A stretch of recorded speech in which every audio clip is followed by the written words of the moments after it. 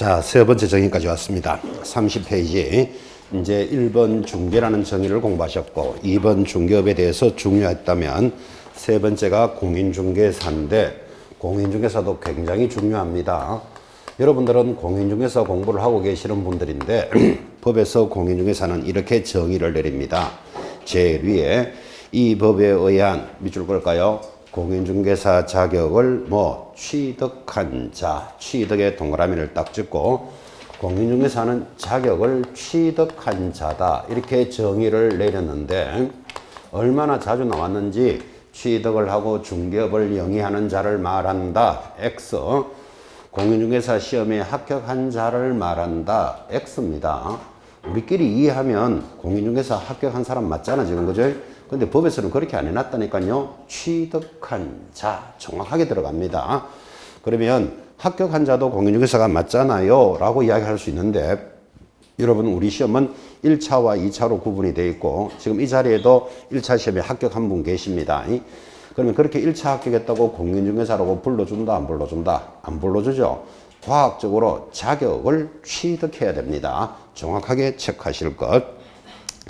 여러분 밖에 나가서 그죠? 아무나 붙들고 공인중개사가 뭡니까 하면 대다수가 시험에 합격해서 중개업을 하는 사람, 부동산을 소개해 주는 사람 이렇게 말하는데 우리가 이해해서 그러면 다 맞다고 그 말이 틀린 말은 아니지만 시험에서는 취득한 자 정확하게 익히셔야 됩니다.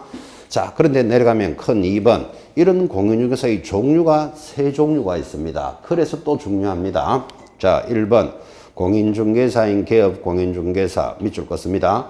2. 소속 공인중개사 3. 공인중개사 밑줄을 딱 긋고 공인중개사가 모두 몇 종류가 있다? 세 종류가 있대요.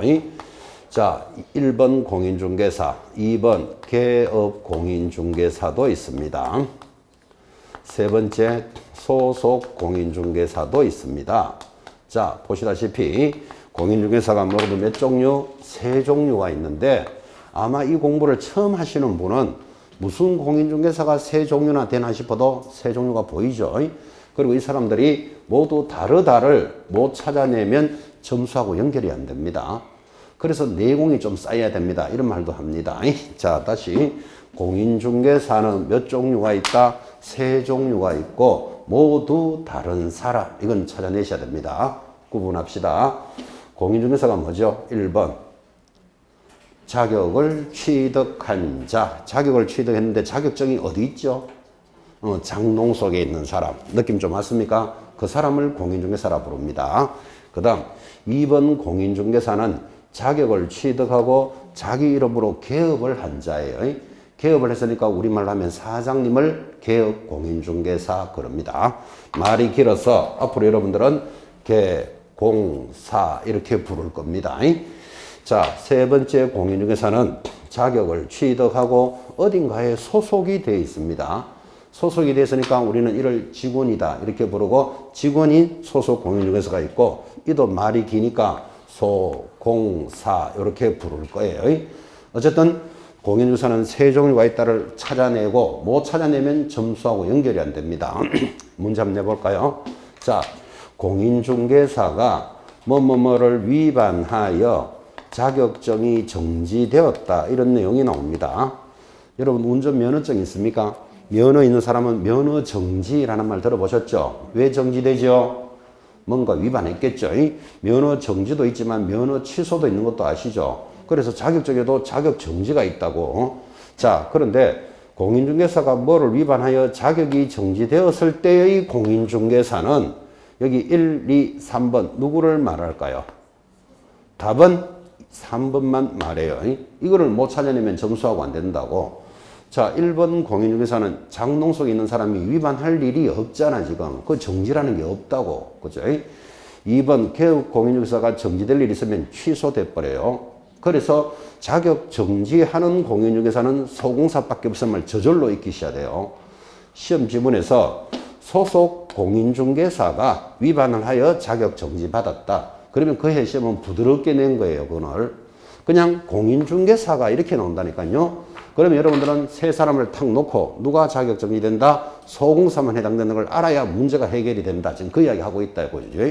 지금 이 시간에 기억해요. 자격정지는 누구만 해당된다? 소공사만 해당됩니다. 하나 더.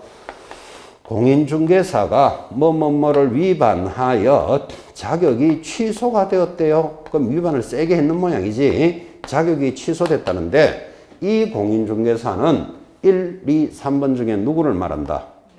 1, 2, 3번 모두를 이야기합니다. 자, 1번 장롱에 있는 사람이 왜 취소될까요? 장롱 속에 둬야 되는데 한 달에 얼마씩 받고 빌려주는 사람이 있어요. 적발되면 바로 취소예요. 이 사람들도 양도대여 하면 당연히 취소되겠죠. 자, 공인중개사가 뭐를 위반하여 자격이 취소됐대? 공인중개사는 저 세 사람을 다 두고 이야기하는 거라고 지금. 그죠? 이런 것들이 쌓여야 됩니다. 그래서 이거를 내공이 좀 쌓여야 됩니다. 자꾸 이런 이야기 하잖아. 그죠? 그럼 내공이 쌓이려면 어떻게 해야 되는데? 계속 들어야 돼. 알고 있는 내용을. 그래서 의연중에 익히시 나가셔야 됩니다. 그래서 공인중개사는 단조롭지만 정의가 중요합니다. 오른쪽 갑니다. 31페이지 네 번째 정의 개업 공인중개사도 아주 중요하고 이 개업 공인중개사를 말이 많아서 개, 공, 사 이렇게 부를 건데 개공사가 무엇입니까? 하니까 정의 제류에 뭐라고요? 이 법에 의하여 개설 등록한 자를 말한다. 그래서 가장 중요한 말이 등록을 한 자예요. 자, 이 등록을 한 자를 허가받은 자를 말한다 하면 틀려요. 지금은 중개업을 허가받고 하지 않습니다. 뭐 한다? 등록을 합니다. 자, 그러면 옛날에는 허가를 했으니까 허가 안 받고 영업하는 자를 뭐라고 불렀을까요? 무허가업자 이랬겠지. 지금은 그거 개념을 무등록업자라 부른다고. 등록하고 영업을 하니까. 그래서 등록한 자가 개공사, 우리말로 하면 사장님 이렇게 이제 이야기를 하는데 얼마나 시험에 잘 나오는지 등록을 하고 중개업을 영위하는 자를 말한다. X예요. 지금 밖에 나가면 등록을 하고 다 중개업을 하는 자가 개공사 맞잖아 지금. 그죠? 이해하면 그래 되지만 법에는 뭐라고 돼 있다? 등록한 자라 그랬지 영업을 하는 건 나하고 관계없다니까요. 잘 보셔야 됩니다. 개공사는 등록증을 교부받은 자를 말한다. X예요. 그렇게 안 돼 있잖아 정의가 지금. 그죠? 등록증을 받았기나 말았기나 등록이 딱 되면 개공사예요. 법에서는 등록한 자 이렇게 들어오고 있다. 그죠? 그래서 이걸 암기하셔야 된다. 지금 이렇게 요구하는 거잖아 지금. 그죠? 설렁설렁 이해하고 있으면 다 맞는 말들을 시험에 올린다고요. 등록증을 교부받은 자를 말한다. X. 등록을 하고 중개업을 영위하는 자를 말한다. 전부 X입니다. X. 정확하게 암기할 것. 등록한 자. 자, 그런데 내려가면 이런 등록한 개공사가 종별, 그 종별의 동그라미 해놓으시고 동그라미 있습니까? 여러분들은 앞으로 모의고사를 만나든 본고사를 만나든 우리 중개사법의 시험지를 딱 받아들면 종별이라는 단어는 무조건 출제합니다. 지금 그래서 지금 종별의 동그라미 했잖아. 그죠? 이 종별이라는 말은 개공사의 종류별 이런 뜻이에요. 자, 줄 것입니다. 1. 법인인 개공사가 있다. 줄 딱 끊고 제일 밑에 놓으면 큰 2번 공인중개사인 개공사가 있다. 줄 끊고 넘어갑니다. 3. 법 제7638호 부칙 6조 2항에 의한 개업공인사. 아따 말도 길다 그죠?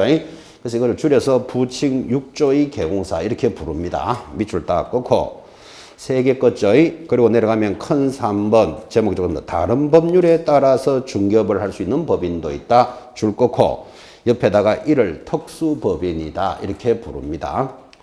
특수법인 적어놓는데 특수법인이 뭐라고요?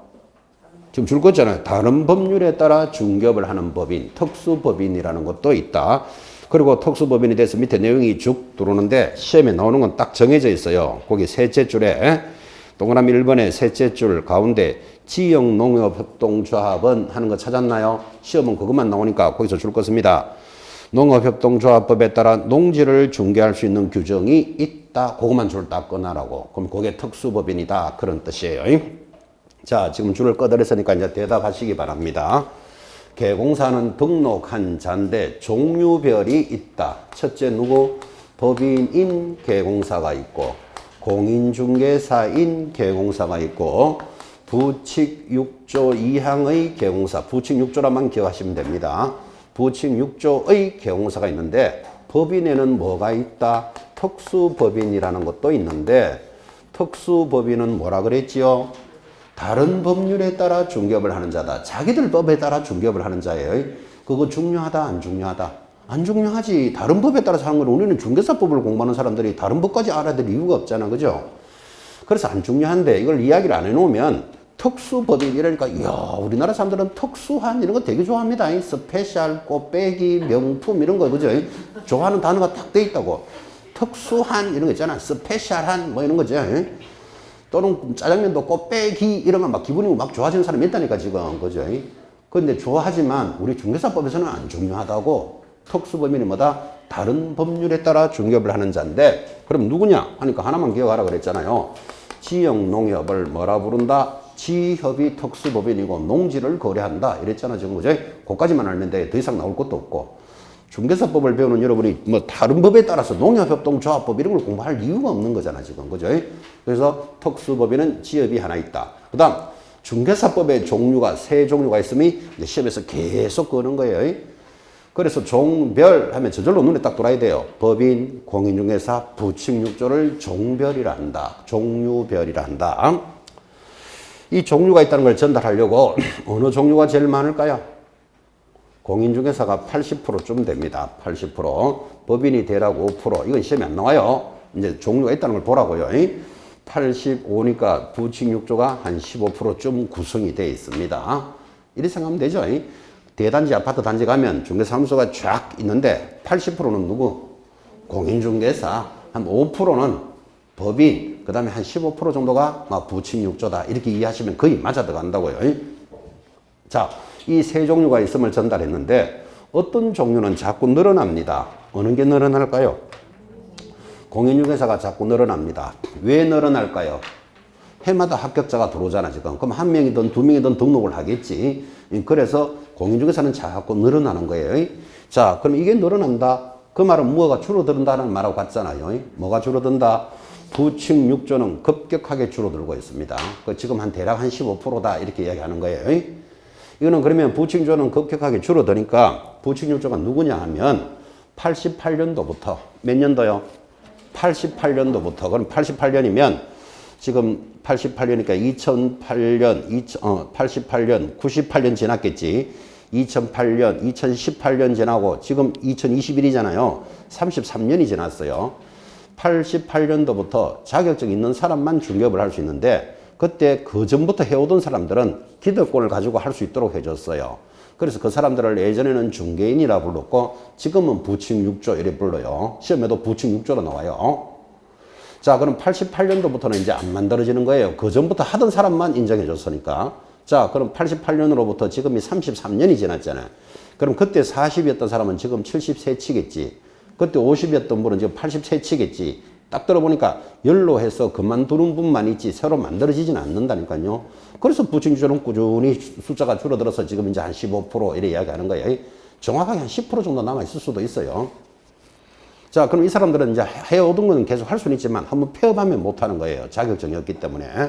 자, 그러면 부칙육조가 꾸준히 줄어드니까 딱 보는 순간 언젠가는 빵프로 되는 시절이 오겠죠. 언제 오겠습니까? 모르지. 뭐 대충 한 10년 하면 안 되겠어요? 10년 하면 43년이 지나잖아. 그죠? 그러면 지금 이제 80, 90, 100 넘어가면 안 한다고 봐야죠. 그래서 10년 안에는 무조건 빵프로 되고 좀 과감하게 하면요. 5년 안에도 무조건 빵프로 돼요. 5년 정도 지나면 한 5% 정도 남아있을 수도 있잖아. 그죠? 그때 법에서 그냥 지운다고요. 부칙육조는. 어떻게? 개공사는 법인과 공인중개사가 있다. 이러면 이제 그건 저절로 없어져 버리잖아. 그죠? 그러면 두 종류가 탁 남게 되는데 그때 남아있는 한 5%들은 야, 나 하고 있는데 왜 나를 지우느냐? 크게 반발한다, 안 한다? 안 합니다. 한 40년 정도 지금 인정해줬기 때문에. 그죠? 그리고 실제 현장에 지금 나와보면 남아있는 5%들이 영업을 안 하면 폐업을 내야 되는데 폐업을 안 내요. 왜 안 내는가 하면 돈 되거든. 이 사람들은 3, 40년 영업을 했기 때문에 많은 고객과 많은 물건들이 확보되어 있어요. 그래서 밖에 나가면 돈이 된다니까 이게 지금. 이 경기가 어렵니 어쩌니 그래도 부칙육조도는 일 잘합니다. 근데 자기는 연로해서 일을 안 하니까 주로 누가 하고 있다? 아들, 딸, 며느리가 대신하는 경우가 많아요. 지금 현장에서 관에서도 다 안다고 그거를. 그런데 한 5% 남아있는 그 어른이 손들들들들 떨면서 나 하고 있다 왜 이러고 있으니까 이제 막 정리를 못 하는 거라 이거. 나 하고 있다는데 뭐 그죠? 여러분 그림이 나옵니까? 아파트 하나 구해주세요 하니까 따라오시오 이래가지고 가가지고 그죠? 아파트 구경하러 띵동 누르면 여름에 소대나시 입고 나온 새댁이 아파트 구경하시겠으면 지금 말이 되나 지금 이게 그림이 나오나 이게 지금 그죠? 그래서 대체적으로 아들, 딸, 며느리가 대신하고 있다니까요. 그래서 한 5% 남았을 때는 이렇게 지우더라도 크게 반발이 안 생긴다니까. 그래서 빠르면 5년 안에도 0% 된다 이 말이에요 지금. 그러면 여러분들이 부칙유조가 없어지면 법이 바뀌겠죠. 개공사는 법인과 공인중개사가 있다 이제 이렇게 시작하겠지 그죠? 그래 되면 중개사법이 대폭 개정돼요. 이제 시험도 2년에 한 번 꼴로 친다, 상대 평가한다, 뭐 어쨌든 문제가 생기기 시작한다고. 여러분들 지금 그 자격증 없어도 일할 수 있다는 건 많이 듣잖아 지금 그죠? 근데 이제 이거 없어져 버리면 자격증 없으면 일 못 해요. 그래 되면 자격증의 가치가 올라간다 내려간다? 가치가 올라가겠지. 올라가면 따기도 쉽다 어렵다? 어렵다 이렇게 봐야 될 거죠 그죠? 그래서 여러분들은 부칙 6조가 빵포로 되기 전에 빨리 합격해 놓으셔야 돼요. 일단 영업을 하고 안 하고만 팔자를 고치든지 말든지 그건 나중에 이야기고 그죠? 오늘 3월 첫 수업이기 때문에 그래도 또 굳이 공부하시라고 동료 삼아 이렇게 이야기하는 거예요. 근데 이게 크게 먼 이야기가 아니에요. 빠르면 몇 년? 2, 3년 안에도 될 수 있어. 빠르면. 길면은 10년 안에는 무조건 방포로 되고 10년이면 40몇 년이 지났기 때문에 지금 그죠? 그때 이게 크게 반발할 때 기득권을 이렇게 인정해 줬는데 그때 국가가 법을 잘못 만드는 거예요. 자격증 없는 사람은 못한다 하니까 반발을 하니까 그럼 하던 사람은 계속 할 수 있다. 이렇게 해줘서 지금 이게 30몇 년이 지났는데 그때 법을 위반할 때 그죠? 그럼 좋다. 자격증 없는 사람도 20년간은 하게 해주겠다. 그랬으면 그 사람들 크게 반발 안 했을 거예요. 그럼 어쨌든 20년이 지났으면 끝났잖아 지금 상황이 그죠? 근데 지금도 그렇게 법을 안 만드니까 지금도 계속 가고 있는 거예요 이게. 그래서 지금 현장에 나가보면 현재 중개업을 하고 자격증을 가진 자와 안 가진 자에 대한 갈등이 자꾸 많아요. 여러분 자격증 따기 어렵다 쉽다? 어렵잖아 이렇게 힘들게 공부하는 거지. 근데 돈은 없는 사람이 더 잘 돼. 그죠? 그러니까 이 갈등이 자꾸 일어나는 거예요, 이게. 그죠? 그래서 이게 첫 번째 법을 위반할 때 잘못한 거예요. 예를 들어서 20년간 기득권을 인정해 주겠다. 30년은 할 수 있도록 해 주겠다. 이랬으면 그 사람들 반대 안 하겠죠? 30년 인정해 준다는데. 그럼 지금 33년 지났잖아요. 그럼 끝나야 되잖아요, 지금. 그죠? 이 갈등의 씨앗이 계속 가고 있는 거예요. 그죠? 길어도 이제는 10년 이래 보잖아요, 지금. 짧으면 2, 3년입니다. 그래서 여러분들 오늘 공부 시작하시면서 거기 어디 하나 적으십시오. 말로만 하면 안 되고. 거기 32페이지 제일 위에 부칙 6조 2항 받아쓰게요. 부칙 6조 2항 빵프로 되기 전에 꼭 합격하자 딱 적어놓고 옆에 사인도 딱 해요. 사인도. 그래서 이제 이 페이지를 넘길 때마다 자기 각오를 다지는 거예요. 아, 좀 힘들더라도 꼭 공부해야 되겠다. 이렇게 노력도 좀 하시고. 자, 그래서 부칙 6조를 설명했다면 오른쪽 33페이지 소속 공인중개사 정의도 봐요. 계속 시험에 들어오고 있죠. 옆에 숫자 보이죠? 자, 다섯 번째 소속 공인중개사의 정의입니다. 이것도 우리 좀 전에 살짝 공부했지만 말이 길어서 소, 공, 사 이렇게 부를 거예요.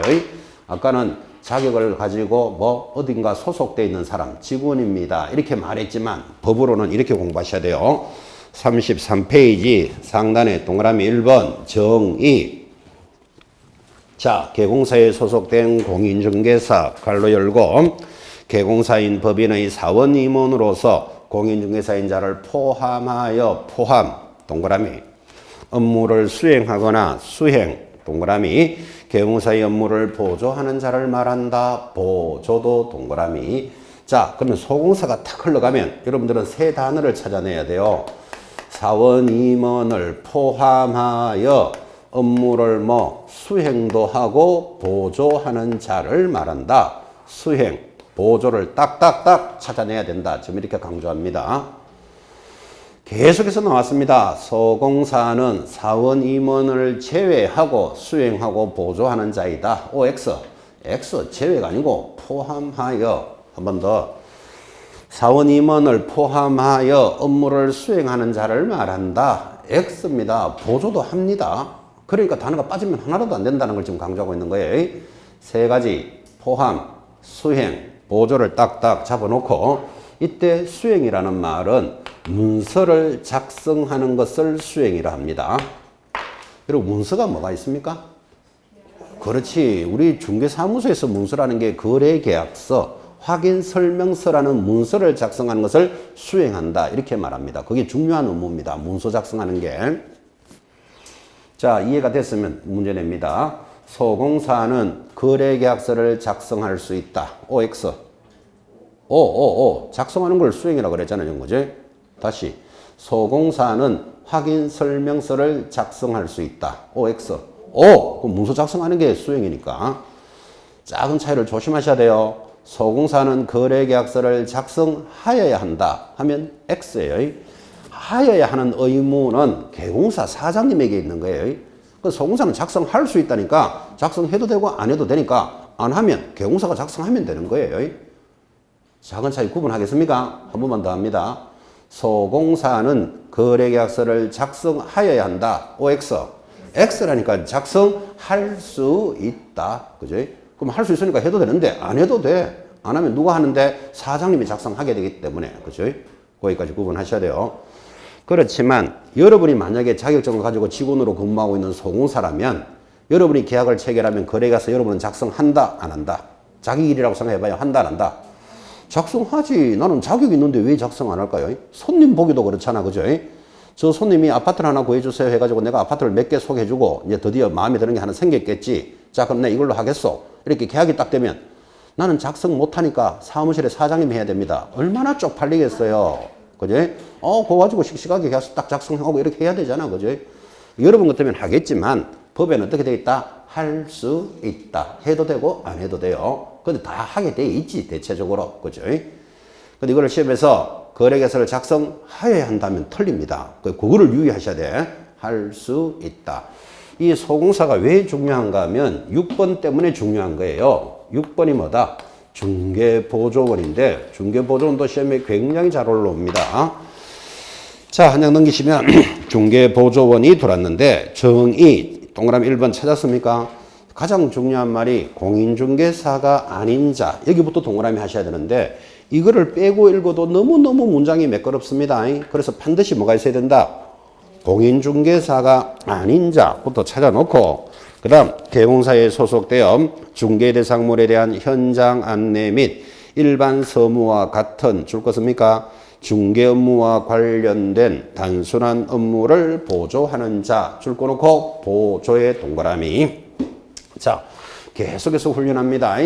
중개보조원이 딱 올라오면 일단 공인중개사가 아니면서부터 딱 갖다 붙어야 돼요. 공인중개사가 아니면서 단순한 업무를 보조만 하는 자예요. 그래서 단순한 업무를 보조만 하니까 보조의 동그라미인데 단순한 업무가 뭘까요? 제가 나올 때마다 물었어요. 단순한 업무가 뭘까요? 하니까 어떤 분이 밀대 들고 청소하면서 커피 끓이고 전화 받는 그런 소리 하고 있으면 날 새요. 지금 법에 뭐라고 되어 있어요? 현장 안내 및 일반 서무 등 단순한 업무. 그 현장 안내를 단순한 업무라 보는 거예요. 근데 여기서 이제 오버해가지고 자, 이 아파트가 괜찮습니다. 이렇게 현장을 안내해주고는 와서 확인 설명서를 작성할 수도 있다 하면 틀려요. 작성하려면 무슨 말이 들어가야 된다? 수행이라는 말이 들어가야 되잖아. 그죠? 여기는 수행이 없으니까 뭐만 있다? 보조만 있는 거예요. 자, 그러면 여기서 여러분이 배울 수 있는 거 보조만 한다라는 말은 뭐를 할 수 없다? 문서를 작성할 수는 없다. 이해하시겠습니까? 그래서 중개보조원은 문서를 작성할 수 없는데 만약에 문서를 작성하다가 적발되면 1년 징역 1,000만 원 벌금이에요. 그거를 기록해 놓으셔야 돼. 거기 중개보조원이라는 제목 옆에 제일 밑에 있겠다. 중개업무 수행 금지라는 말이 있죠. 수행이라는 말은 문서를 작성하는 거니까 수행 금지인데 하게 되면 얼마? 1년 징역 1,000만 원 벌금이에요. 아니 계약서 작성 한번 했다고 무슨 1년 동안 징역을 보냅니까? 이렇게 물을 수 있는데 자격증을 빌려서 하는 걸로 보는 거예요. 빌려서 하는 걸 뭐라 그런다? 양도되어라 보기 때문에 X다. 지금 그만 하는 거예요. 현장에서 이런 양도되어 하는 분 있을까요? 없을까요? 자격증 빌려서 하는 사람. 많다 이러면 좀 심하고 있겠죠. 그러니까 법을 이래 만들어 놨지. 특히 그죠. 중개업을 잘하는 사람이 자격증 없는 분이 더 많아요. 그게 왜 그럴까요? 일을 잘하는 사람은 공부할 시간이 없어요. 그죠? 그래서 여기 제가 이 수업을 오랫동안 진행했으니까 오랫동안 진행해서 중개업을 잘 하시는데 자격증이 없는 거예요. 그러면 보통 이제 빌려서 하거나 직원을 채용해서 하겠지. 근데 좀 할만하면 나가서 독립하겠다 이러거든. 그죠? 그리고 열받아가지고 나도 이제 공부해야 되겠다라고 오시는 분이 거의 탈락해요, 탈락. 왜 하는가 하면 일도 안 돼, 공부도 안 돼. 그죠? 그러면 전화는 계속 와. 그러니까 수업하다 뒤로 나서 전화 받는 분 보면 또 저 일하는 분이 왔구나, 이렇게 본다고. 그죠? 그러면 공부를 하려면 딱 공부에 집중하든지 일을 하려면 차라리 일을 해버려야 되는데 자격증이 없어서 답답한데 와보면 현실이 안 맞다고 자기하고. 그래서 일 잘하는 사람이 자격증이 없다. 제가 그렇게 이야기하잖아요, 지금. 그죠? 그렇다고 뭐 일 못한 사람이 공부 잘한다. 그런 뜻은 아닙니다, 이게. 그래서 자격증 없는 사람은 분통 터집니다. 자격증 따려고 하니까 일이 바빠. 그죠? 그 다음에 뭐 또 공부라는 게 또 쉽지도 않잖아. 사실 우리끼리 이야기지만. 그죠? 또 직원 하나 들려놓고 해보니까 좀 할만하면 직원 나가버려. 그죠? 그래서 뭐 더러워서라도 내가 따야 되겠다 하고 오는데 현실이 녹록하지 않다니까 지금 이게. 그죠? 지금 이 이야기를 굳이 하는 이야기는 이 자리에도 지금 현업을 하고 계시는 분도 있을 수 있습니다. 근데 제가 여러분들 일단 시작했으면 3월달에 바짝 공부해서 합격하도록 하시라고 지금 얘기하는 거예요. 공부할 수 있는 기회가 그래서 성인들은 많지 않습니다. 그죠? 뭐 사회생활, 경제생활, 또 뭐 가족생활 해야 될 일도 많은데도 지금 공부하러 이 자리에 와 있잖아. 그죠? 그래서 욕심내고 공부하셔야 된다고요. 기왕 시작한 거. 자, 그래서 중개보조원은 문서를 작성했었는데 양도대여로 보아서 1년에 1,000만 원입니다. 그래서 현장에서 일은 중개보조원이 다 해요. 일을 잘하는 사람이니까. 다 해놔놓고 계약서는 자기가 못 쓴다 그랬잖아요. 근데 계약서를 손님 앞에 못 쓰기도 못하다고 내가 중개보조원이라고 이야기하기가 그러니까. 그래서 계약서는 자기가 작성해놓고 거기 직원으로 채용한 사람 공인중개사 도장을 탁 찍는 행위, 이거 뭘로 본다? 양도대여로 본다. 오늘 그 1일 학습 문제에도 판례 들어가 있습니다. 그 문제 이렇게 보시면서 의식해 놓으셔야 돼요. 그래서 중개보조원은 문서를 작성할 수 없다. 걸리면 1년 징역 1,000만 원 벌금. 거기까지 연결해 놓으셔야 돼요. 시험에 잘 들어오니까. 자, 그렇게 해서 이제 여러분들은 6가지 정의를 공부했는데 특히 이 5번이 소속 공인중개사, 6번이 중개보조원인데 이 두 사람을 합쳐서 고용인이라 한다. 요거까지도 좀 기억해 놓으셔야 돼요. 고용인이라는 말은 자격증이 없는 직원을 중개보조원, 자격증이 있는 직원을 소공사, 이 두 사람을 고용인이라 한다. 여기까지 좀 기억해 놓으시고, 고용인이 직원이에요. 그러면 고용인의 반대말, 사장님은 누굴까요? 사장님은 개공사예요. 개공사. 그래서 고용인 하는 말도 익혀 놓으셔야 됩니다. 지금 이런 수업을 이렇게 정의를 열심히 공부하셨다면 여러분 이런 걸 한번 되새겨 봐야 돼요. 지금 살고 있는 집이거나 예전에 중개사무소를 통해서 부동산을 거래해 본 적이 있습니까? 뭐 내가 세를 얻었다, 집을 팔았다든지 샀다든지. 그럼 중개사무소를 통해서니까 당연히 수수료 지급했겠죠. 그러면 그때 그 일 하시던 분이 1. 개공사인지, 2. 소공사인지, 3. 중개보조원인지를 이렇게 한번 돌아볼 필요가 있다고요. 근데 그렇게 거래를 할 때는 그거 중요하지 않죠. 내 집을 잘 사주느냐 팔아주냐가 중요하지 저 사람이 보조원인지 개공사인지 소공사인지 우리가 알아야 될 이유가 잘 없잖아. 그죠? 근데 이제 이 공부를 해봤다면 이제는 구분하실 줄 알아야 된다고요. 천천히 한번 생각해봐요. 제가 시간만 있으면 이렇게 한번 물어도 보고 이렇게 해보고 싶은데 이제 첫날부터 이제 수업이 바쁘니까 지금 바로 진행하고 있는데 내가 다른 데서 그 수업을 하면서 그죠? 앞에 분 지금 사는데 몇 년째 살아요. 이러니까 들어온 지 2년 됐대요. 사서 들어왔는데 그때 직거래 했습니까? 중개사무소를 통했습니까? 하니까 중개사무소 통해서 왔대. 그럼 수수료도 냈겠죠. 그 수수료가 얼마입니까? 그건 안 물어본다 그랬는데 그때 일해준 그분이 지금 오늘 수업을 해보니까 개공사입니까? 소공사입니까? 보조원입니까? 제가 이렇게 물으니까 그분이 개공사입니다. 이렇게 대답했어요. 그래서 제가 왜 개공사입니까? 하니까 혼자 하거든요. 이렇게 이야기하시더라고. 아, 그래. 그래도 약간 일리는 있어. 막, 개공사가 직원들 안 데리고 혼자 할 수 있겠죠. 그죠? 혼자 하니까요. 이렇게 말하는데 약간 답이 약하다 그랬어요. 그 손님이 볼 때는 혼자 있지만 밤에 누가 왔다 갔다 하는지 자기가 어떻게 하는데, 그거를. 그죠? 그러니까 자기 있을 때만 혼자라고. 그러니까 그건 무리예요. 그러면 개공사로 정확하게 대답하려면 중개사무소에 등록을 한 자가 개공사니까 등록증이 있어요. 거기 있는 사람하고 얼굴이 딱 맞으면 이 사람은 개공사 맞잖아요. 그렇게 대답해야 된다고. 정확하게. 그냥 혼자니까요. 이건 대답이 약하잖아, 지금. 그죠? 그 다음에 또 어떤 분은, 아, 그 사람은 개공사예요. 이래요. 왜 그런데 하니까 계약서를 작성하니까요. 소공사도 작성할 수 있어요. 그 대답이 그렇게 대답하면 약하다고, 지금. 그죠? 정확하게 보시라고요. 근데 중개보조원이면서도 계약서를 작성하는 사람도 있기 때문에 여러분 생각을 한번 해보셔야 된다. 이런 뜻이에요. 그래서 용어의 정의 6개를 강조하고 넘어갑니다. 자, 넘어가서 드디어 제 36페이지에 3조 중개대상물에 대해서 공부를 합니다. 우리 법 제 3조는 무엇에 대해서 제시합니까? 중개대상물에 대해서 정의를 하는데 딱 들어보니까 중요한 느낌 뭡니까? 대공사가 비행기나 자동차나 세탁기 이런 거 중개하지 않겠죠? 자, 중개할 수 있는 물건을 제3조에서 정합니다. 법조문 볼까요? 36페이지 제일 위에 제3조 중개대상물의 범위 1. 이 법에 의해서 중개대상물은 다음과 같다. 1. 토지 동그라미 합니다. 2. 건축물 동그라미. 그리고 내려가면 3번 줄 것입니다. 그 밖에 대통령령이 정하는 재산권 및 물건이다. 대통령령으로 정하는 물건도 있다. 이렇게 말하니까 대통령령에 가봐야 되겠죠. 그래서 밑에 영 제2조 갖다 붙였습니다. 법 3조 3호 규정에 따른 중개대상물은 다음과 같다. 1. 임목에 관한 법률에 따라 임목 동그라미.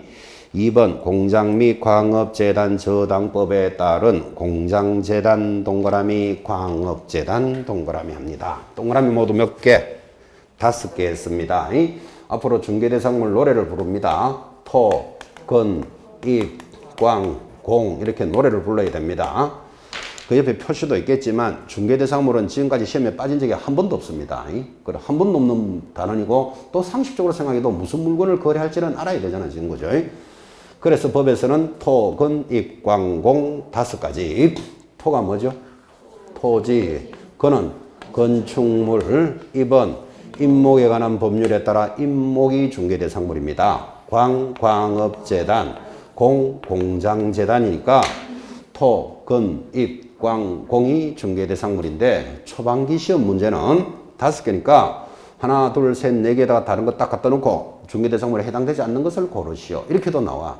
그때는 토, 건, 입, 광, 공만 알아도 해결이 되는 거예요. 이제 이게 초반기 문제니까 지금 벌써 30몇 년 동안 이 문제가 나오니까 토지라도 이런 토지는 되나 안 되나? 건물은 이런 건물이 되나? 여기까지 깊게 가는 거예요. 32, 지금 여러분 시험이 32회잖아, 지금. 그죠?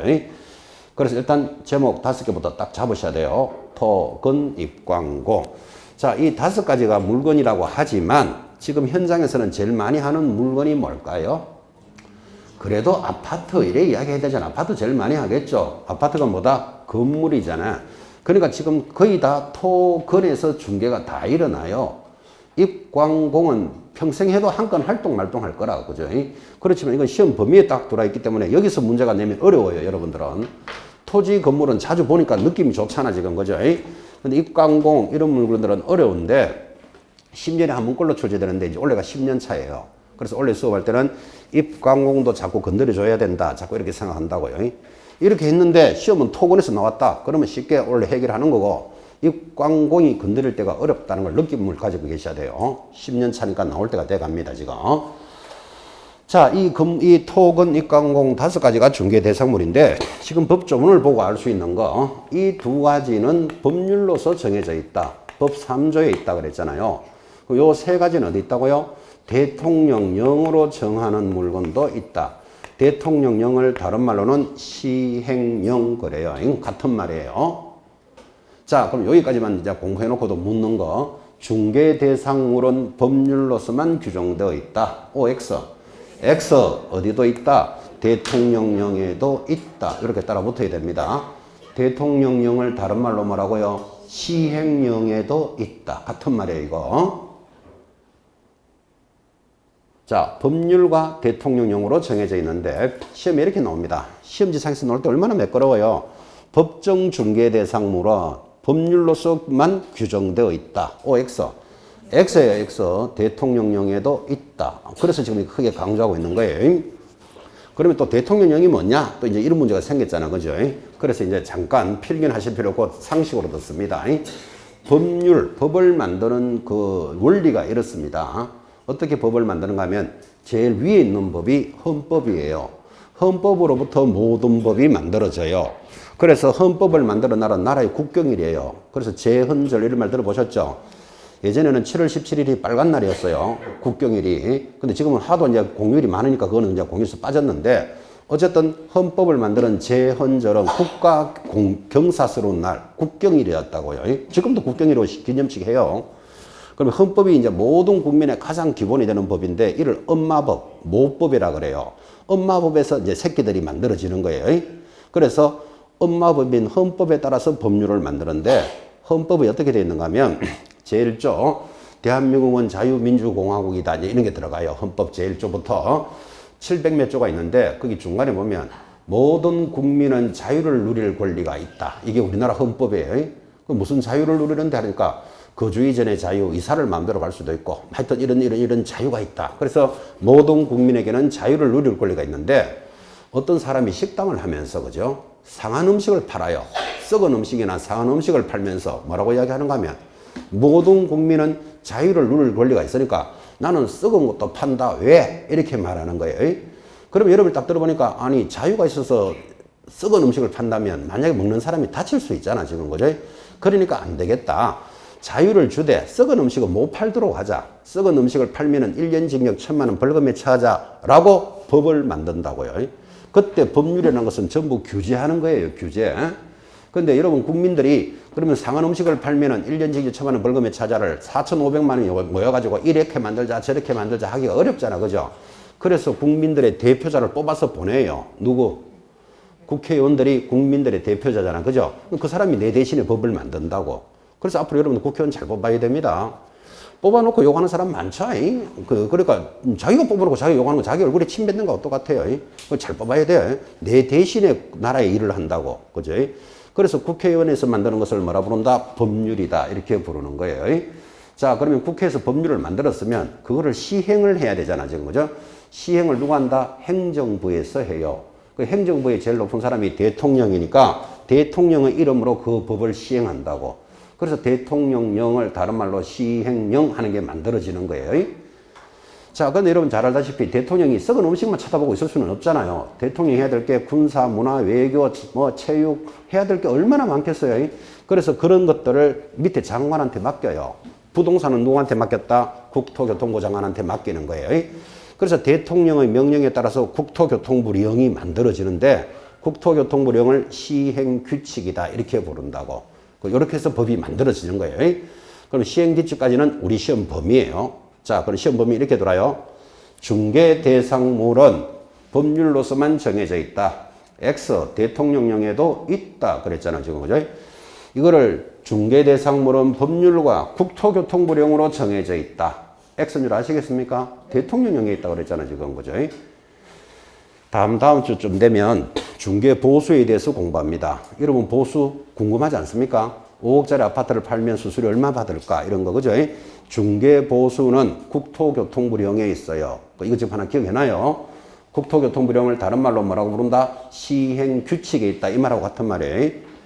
그러면 중개 수수료, 중개 보수는 대통령령으로 정한다. OX. X잖아. 국토교통부령에 있다 그랬잖아, 지금. 그죠? 여기까지는 익힐 줄 알아야 된다니까요. 그러면 또 이제 관심 있는 분은 이런 걸 묻겠죠. 중개보수가 중요한데, 그러면 그걸 국토교통부령이 없고 법에 정하면 되지 않습니까? 라고 질문할 수 있는데, 만약에 법률로서 중개보수를 정해놔버리면, 중개보수는 시절에 따라서, 가격에 따라서, 지금 아파트가 두 배 올랐다 이런 말 들으셨죠? 그래서 시절에 따라서, 그때 따라서 수수료를 달리 해야 되는데, 법으로 정해버리면 국회를 통과해야 법을 만들어낸다고요. 그런데 여러분들 국회의원들이 그런 법을 잘 만듭니까? 싸우고 있습니까? 계속 싸우고 있다고. 그러기 때문에 그거 법 하나 바꾸려고 하면 몇 년 갈지도 모른다고. 그러니까 빨리 바꾸거나 빨리 시행하거나 이런 내용들은 국토교통부령에 딱 갖다 놔야지 국토장관이 명령만 내리면 바로 바꾸는 거예요. 그래서 이제 이렇게 만들어 나간다. 이렇게 이해하시면 된다고. 엄마법인, 모법인, 헌법에 따라서 법률이 만들어지고 법률은 규제하는 거예요. 국회를 통과해야 돼. 국회가 법을 만들었으면 행정부에서 시행하는 거예요. 그 대통령 이름을 시행령 그래요. 그 다음 대통령이 이거 국토장관만 보고 있을 수는 없잖아. 지금 그죠?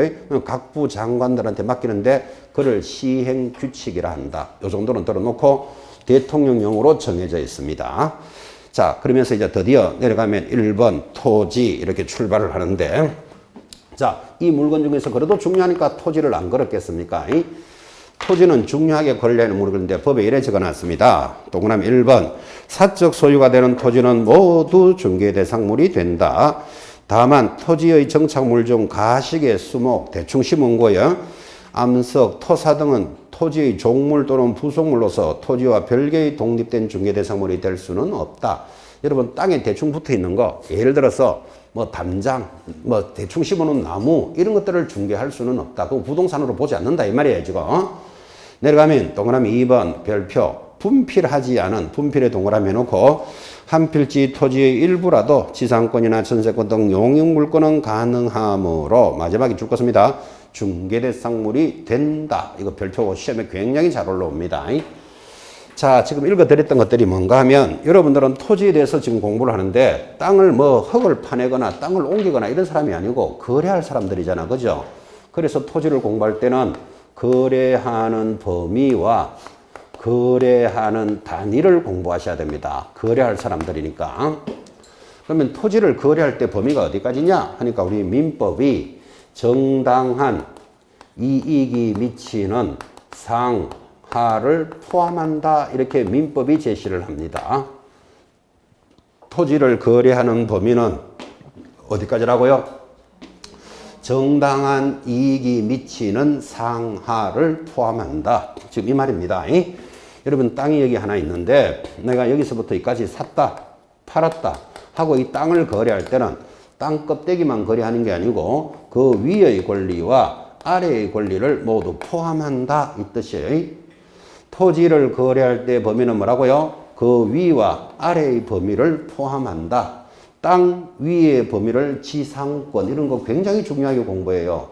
그럼 지하권도 있겠죠. 근데 지하권이라는 말은 별도로 하지 않고 지상권하고 같이 인정해 줍니다. 그래서 토지를 거래할 때는 눈에 보이는 껍데기만 거래하는 게 아니고 위와 아래를 포함하니까 토지의 거래는 입체적 거래이다, 평면적 거래이다. 입체적으로 눈에 안 보이는 까지 거래한다고. 그죠? 그 민법이 제시하는 범위입니다. 체크해 놓으셔야 됩니다. 그러니까 이제 우리가 살아가면서 이런 말을 하죠. 여러분 학교론 시간에 선하지 감가 이런 말 들어봤습니까? 선하지가 뭐죠? 고압선 밑에 선하 고압선 밑에 있는 땅이잖아. 그죠? 내 땅에 고압선이 이렇게 지나가요. 그러면 고압선 밑에 있는 땅, 이 땅은 보상해 준다고 국가가. 왜? 가격이 떨어지기 때문에 선하지 감가잖아. 그죠? 왜 가격이 떨어지죠? 여기 고압선에 올라가면 내가 마음대로 내 땅에 빌딩을 못 짓잖아, 지금. 그죠? 그 국가가 피해를 줬기 때문에 이거 보상해 준다고. 그래서 선하지는 가격을 감가한다고 보상받았기 때문에. 그래서 여기서 알 수 있는 거, 땅 위의 권리를 국가가 침해했으니까 보상해 준다. 이 말을 이해하시라고. 그래서 선하지 감가 이런 말이 있다니까요. 그래서 땅 위의 권리도 인정해 준다. 그런 뜻이에요. 거래의 범위예요. 자, 그 다음에 여러분들은 거래할 사람이니까 거래할 단위 알아야 되겠죠. 토지를 거래할 때는 땅 한 마리 팔았다, 땅 2개 샀다 그런 말 하면 안 돼요. 반드시 필지 단위로 거래하는 거예요. 필지. 필자는 이제 한자로 이렇게 쓰는데 한 필지 샀다, 2필지 팔았다 이렇게 말해야 돼요. 필 단위로 거래하기 때문에. 그죠? 땅 1개 샀다, 2마리 샀다 이러면 안 된다니까요. 한 필지를 샀다, 팔았다 이래야 되는데 지금 이 한 필지라는 말은 결국은 이거잖아요. 한 필의 일부에는 소유권은 줄 수 없다 이 말이에요. 그런데 한 필의 일부는 소유권을 줬었는데 지금 줄 것이지만 한 필의 일부라도 뭐는 가능하다. 용익물권은 가능하다. 용익물권이 가능하니까 중개대상물이 될 수도 있다를 줄 거고 별표해놨다고 지금. 그죠? 지금 이렇게 수업을 하는데도 불구하고 다르게 이해하는 사람이 굉장히 많습니다. 여기 땅이 하나 있습니다. 땅이 하나 있습니다. 이러면 안 된다 그랬잖아요. 한 필지가 있습니다. 이래야 돼요. 자, 한 필지가 있는데 그냥 막연하니까 이름을 달아줍니다. 역삼동 17번지에 있고 소유자는 갑이고 면적은 500제곱미터다. 그리고 경계는 이렇게 생겼다. 그러면 이제 땅이 구체화됐잖아. 그죠? 소재, 지번, 소재가 뭐? 역삼동, 지번은 17번지, 소유자는 갑이고 500평의 땅이 있다고 보자고요. 그리고 이게 경계선입니다. 땅이 반듯하죠. 자, 그런데 이 땅을 살 때는 이 땅 한 필을 샀다가 팔았다가 이렇게 하라 그랬다고. 한 필의 일부는 소유권을 못 주기 때문에. 근데 우리가 살아가면서 이런 말을 듣잖아요. 시골에 가서 내가 땅 200평을 잘라서 팔았다. 을에게. 그죠? 갑이. 이런 말 들어보셨죠? 잘라서 팔았다. 끊어 팔았다. 오늘 칼 줄 테니까 땅 잘라러 가봐요. 잘리는가 안 잘리는가? 땅은 칼 잘라진다 안 잘라진다? 안 잘라지잖아. 그죠? 근데 말을 그래 하잖아. 잘라 팔았다. 끊어 팔았다. 이렇게 해야 한다니까요. 그러니까 일부를 팔았는 느낌이 든다고 자꾸 말을 그래 하니까. 여러분 두부가 있습니다. 두부는 잘라서 팔 수 있다 없다? 팔 수 있잖아. 반모만 잘라주세요. 되잖아 지금. 떡은 자를 수가 있다 없다. 떡도 잘라서 팔 수 있잖아 지금.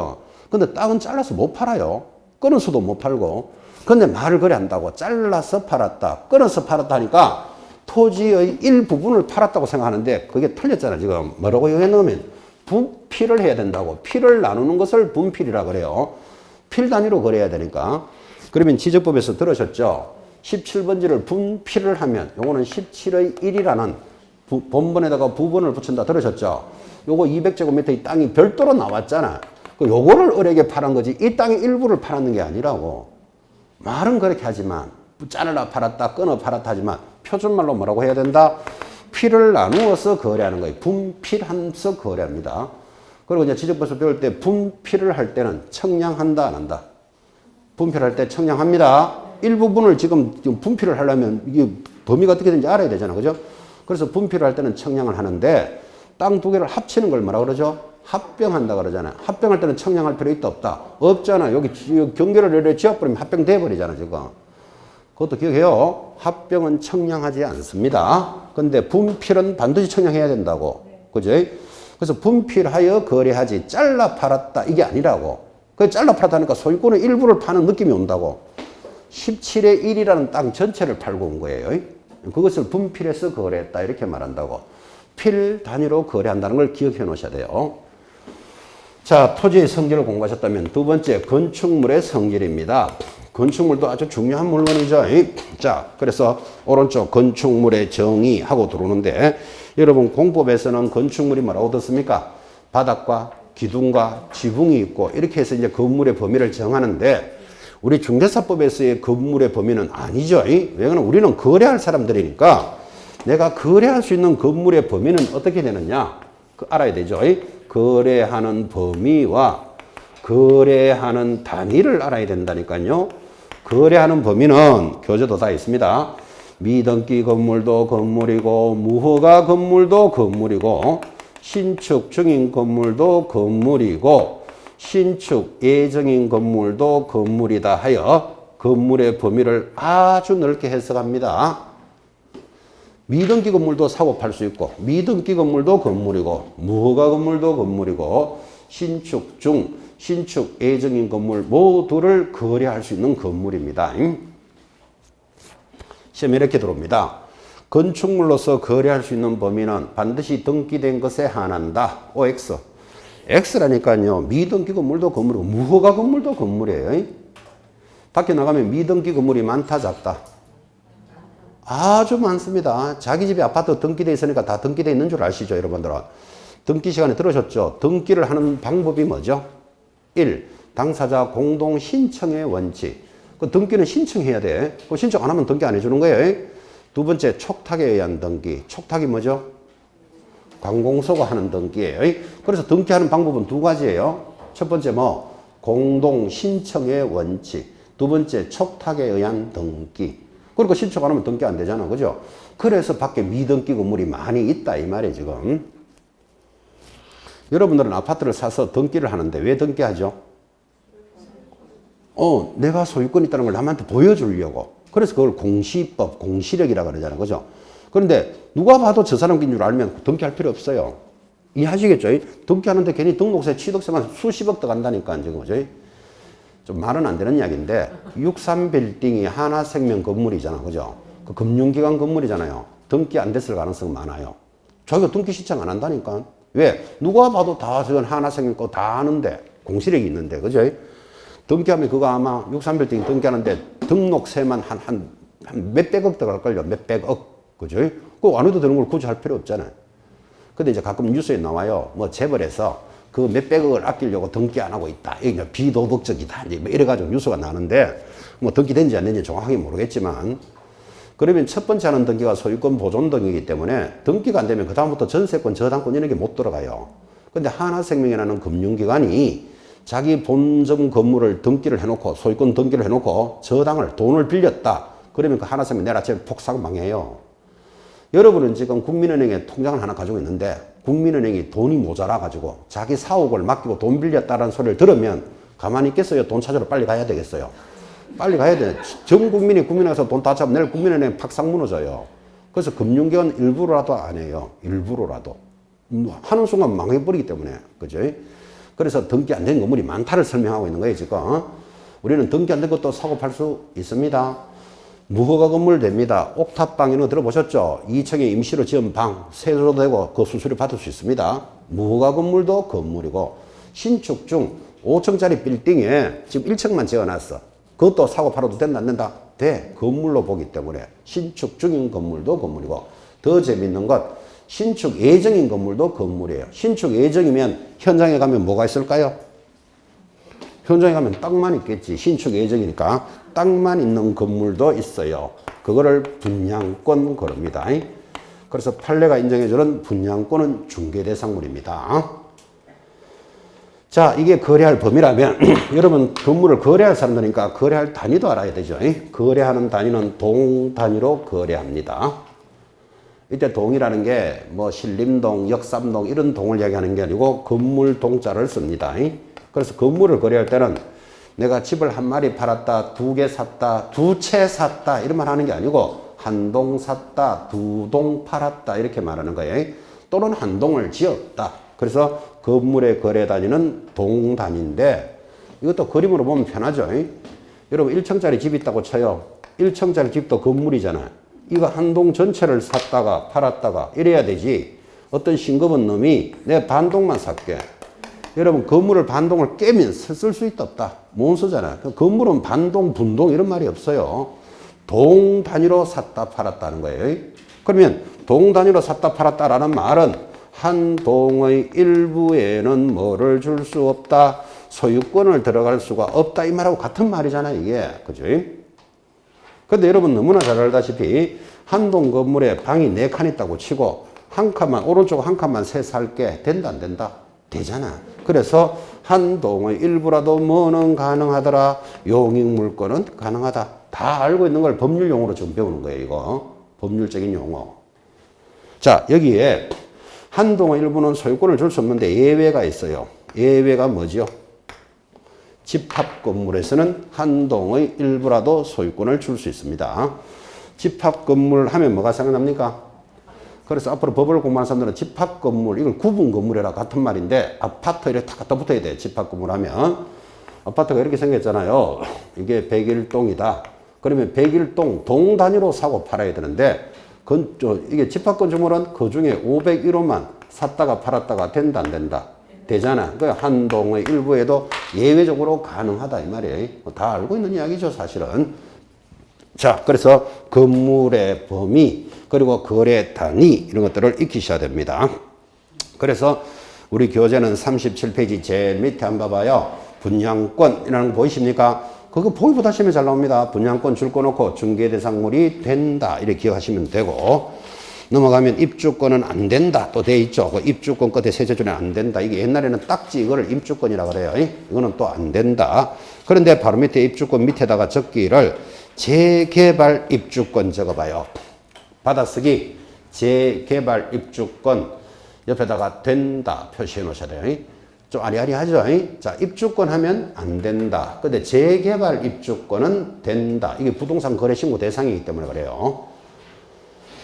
자, 이어지는 다른이 그 밖의 토지의 정착물인데, 여러분 한번 봐봐요. 건물이라는 게 토지에 붙어 있잖아. 그죠? 건물은 중개대상물이 된다. 지금 이런 공부를 하고 있는데, 거기 그 밖의 토지의 정착물. 그러니까 토지에 정착되어 있는 게 건물 말고도 많아요. 예를 들면 나무도 정착되어 있잖아. 나무, 다리, 교량 이런 것들이 다 정착되어 있지만 이거 사고 파는 것도 아니다. 아니잖아. 그죠? 그래 그 밖의 토지 정착물은 안 되는 거예요. 안 되는데 거기 내려오면 1번 명인 방법을 갖춘 수목의 집단이라는 게 있죠. 이게 독특한 물건이기 때문에 그 1번에 동그라미 딱 찍어 놓고 10분 쉬었다가 명인 방법부터 다시 한번 봅시다.